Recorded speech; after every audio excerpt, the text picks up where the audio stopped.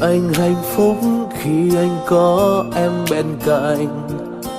Dường như cuộc sống đã đổi thay, thêm nhiều những tiếng cười và nhiều những ước mơ. Một người cho anh biết yêu là gì. Ngoài kia thế giới đôi chân biết đi nơi nào, tìm đâu một nữa để rồi yêu, để rồi những lúc buồn sẽ cùng nhau sớt chia, cùng nhau xây tương lai, xây ước mơ.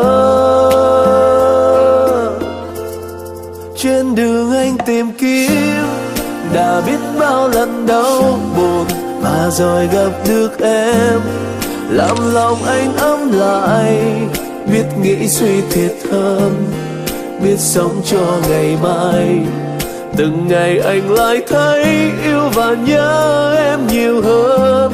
Mỗi lần xa là nhớ, chỉ muốn mau được quay về, để lại được bên nhau, lại đừng rộn ràng trong hạnh phúc.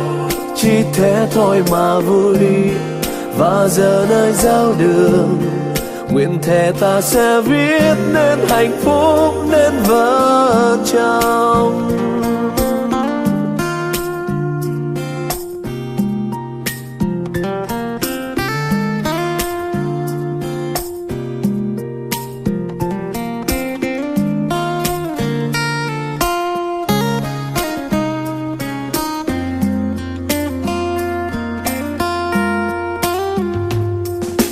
Nhiều đêm thao thức anh suy nghĩ không ngủ được, lòng anh lo lắng về ngày mai chúng mình sẽ thế nào, và anh có tốt không.